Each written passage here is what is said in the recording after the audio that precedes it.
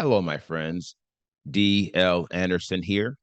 Welcome back to Transformation by Truth podcast as we share the truth concerning these last days and what you must do to save yourself from the violent times that are just ahead. Today's podcast is a word of truth accounting of the end times. The end is coming. The end is near. Today's podcast is entitled End Times 354 Maintaining Your Victory Over Doubt, Part 4. Above all else, you must take the shield of faith. The podcast objectives are analyze the nature of spiritual warfare, analyze the importance of the shield of faith in warfare, and reveal the only way we can wield each piece in the whole armor of Elohim. This lesson contains timelines and other visuals. Therefore, if you are listening to the podcast, I advise you to watch the video version on our website or YouTube, or request a PDF of the lesson so you can add the visual effect. To withstand in this evil day. Shalom, my beloved brothers and sisters, and welcome to day 108 of our exposition of lawlessness. In the most recent podcast, we introduced the whole armor of Elohim, one of the more prominent gifts of the Spirit and a key facet in our ability to reign over doubt. The passage of interest is found in Ephesians 6:10 through 18.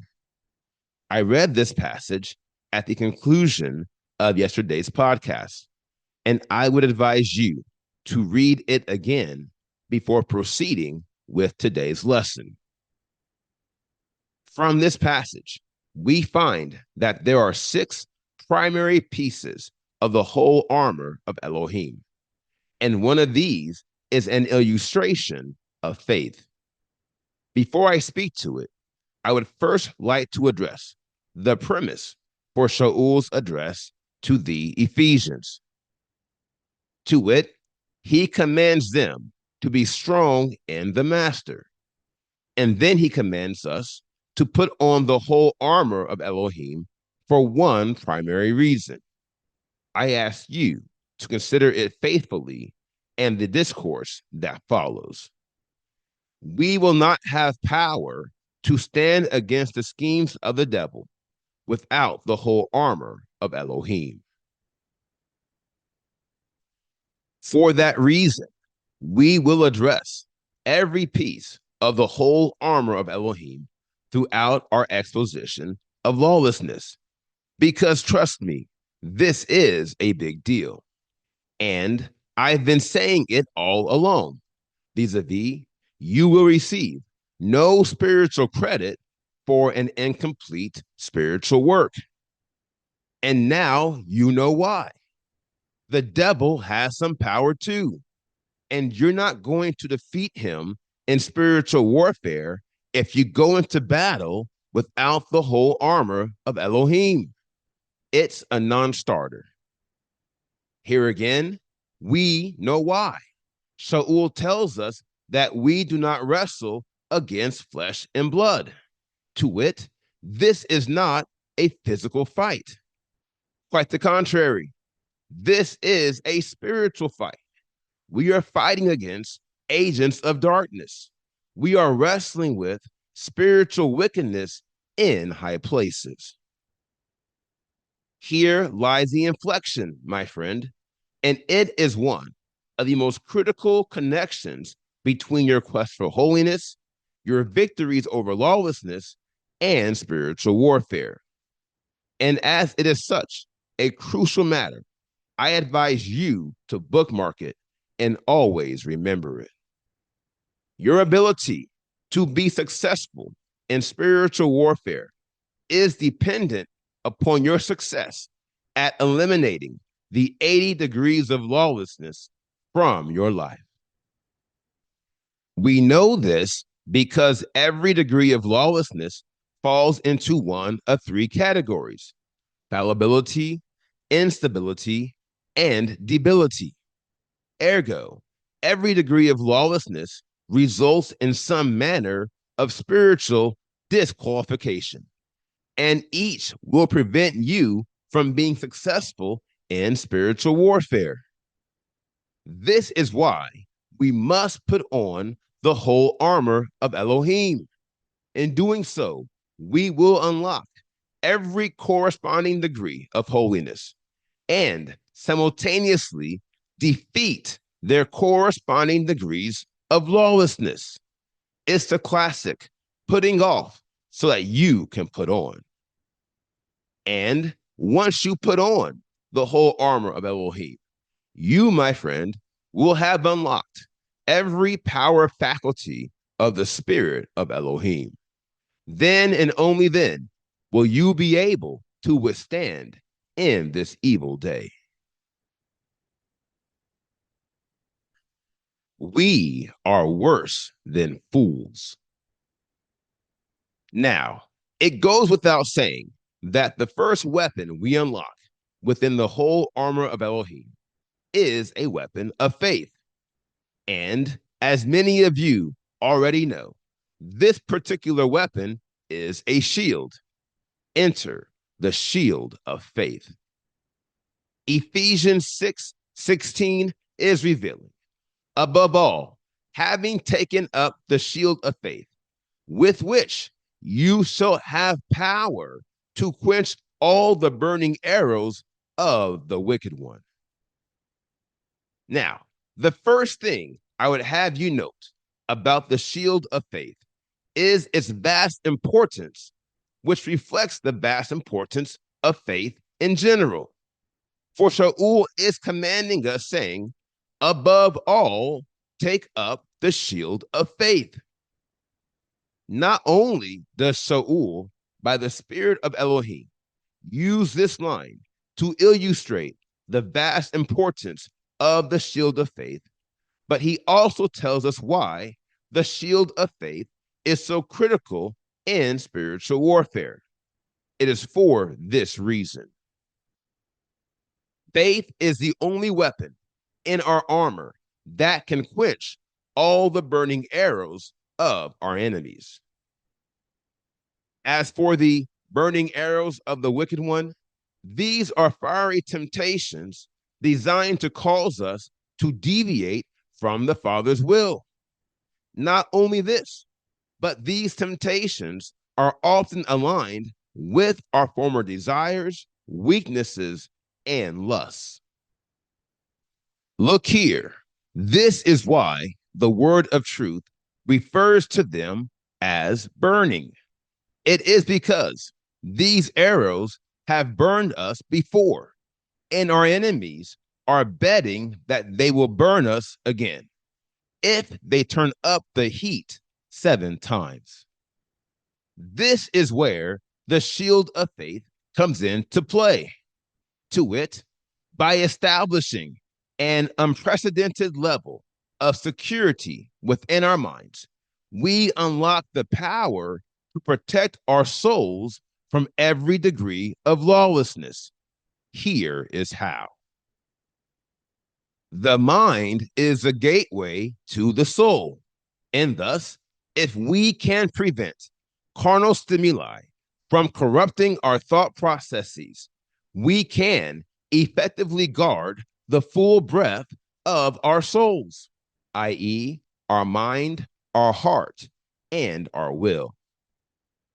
This is why the word of truth commands us to take the shield of faith above all else. Look here. If you do not take up the shield of faith in your battles with the degrees of lawlessness, which follow doubt, no other piece of armor will be of any use to you. Here is why. Your shield of faith is the primary weapon in your arsenal that is used for defense. and it is the only weapon that can be wielded to protect your entire being, i.e., your soul. And this, my friends, is why the shield of faith is not only the first weapon you unlock in your armor, but this is also why it is the key to unlocking every other weapon. Trust me, you will never succeed in spiritual warfare if you have not unlocked the shield of faith. Besides the obvious fact that this would mean you have not unlocked any of the other weapons in your arsenal, it would also mean you have no way to defend yourself in the battle. Therefore, knowing the enemy will launch a wide variety of offensive attacks against us. We are worse than fools if we fail to take the more earnest heed to unlock the shield of faith first and foremost. My dear friends, we are worse than fools. Not by might, nor by power. Now, this depressed reality is the primary reason why so many who receive the spirit of Elohim and enter the race of holiness don't get very far. It is because they did not take the shield of faith above all else, and thus they never gained the victory over doubt. Yet, have no fear. There is no need, for where they have failed, you will succeed. For you, my friend, are committed to fighting a good fight.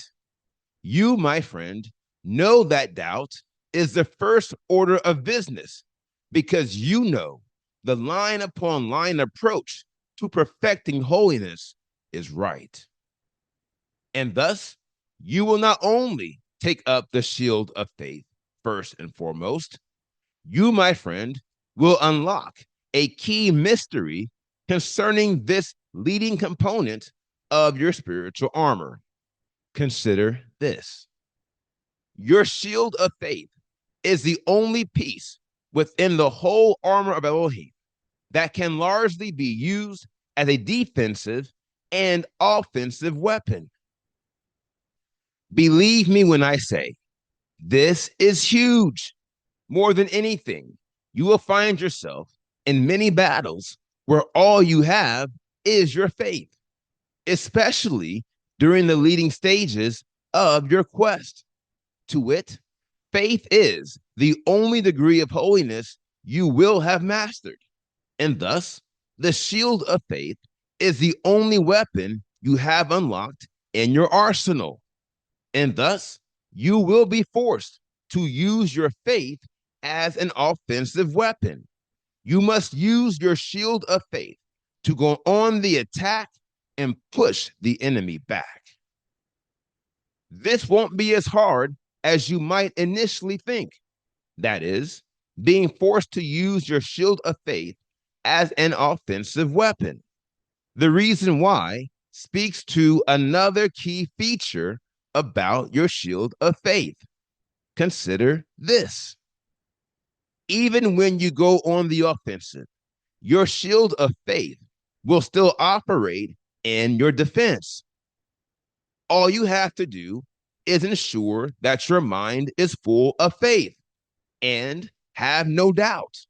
And the spirit of Elohim will activate the shield of faith in your defense or as an offensive weapon to drive the enemy back into his place.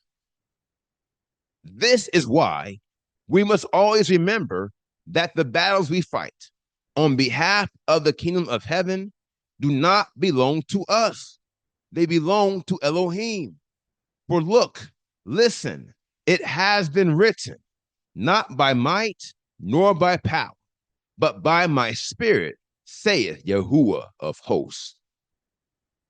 And thus we conclude, it is not by our power or our might that we are able to wield any of the weapons within the whole armor of Elohim. Quite the contrary. We can only wield these weapons by his spirit and in accordance with his will. So don't worry about any of the battles you will be called upon to fight in defense of your destiny and the good news of Yahushua, Messiah. The battle belongs to Elohim. And if you put your trust in him, then you already know how the battle will end. For although we will go on to unlock the remaining pieces of the whole armor of Elohim, the truth is, all you need is the shield of faith, and you are guaranteed to win. Now, here is the final word. This is the message for every hour, not by might, nor by power. It goes without saying that this should not be a complicated matter, and yet it is often very complicated when the time comes for us to execute. You see, many of us talk a big talk about our faith in Elohim, and yet when it comes time to demonstrate our faith, we often fail. There are many reasons why, but what it all comes down to is this: these individuals are not following the precepts of hope, trust, and reliance, the 3 degrees of faith. And thus, I ask you to never forget how none of the illustrations of faith are operational if you have not mastered these 3. And when doubt comes in like a flood, you, my friend, will not fight him. You, my friend, will flee. Now, here is today's assignment. Meditate on the word you have heard today. And as always, ask the Father to reveal the truth to you. For the children of Elohim live by conviction. And if he has not convicted you, or if you had not heard him concerning these matters, you should pray until you do. Today, I want you to meditate on the lesson I shared. And since I covered a lot of important material, that is all I want you to do for today. Specifically, I want you to meditate on the following points. 1, you need the whole armor of Elohim to withstand in this evil day. And so set your mind now to unlock all these weapons. 2, meditate on the shield of faith and what you must do to ensure it is operational within your life. And 3, make sure you are relying upon the Father to obtain your victories, and you are not trying to win the battles on your own. Now, here is what's next. We completed today's podcast, End Times 354, Maintaining Your Victory Over Doubt, Part 4. And the next podcast is entitled End Times 355, Maintaining Your Victory Over Doubt, Part 5. I will post this podcast on Friday, October 18th, 2024. Until then, my friends, continue to be led by the Spirit of Elohim. Continue to watch, continue to pray, continue in fasting, and most of all, continue to be focused, for the end is coming. The end is near.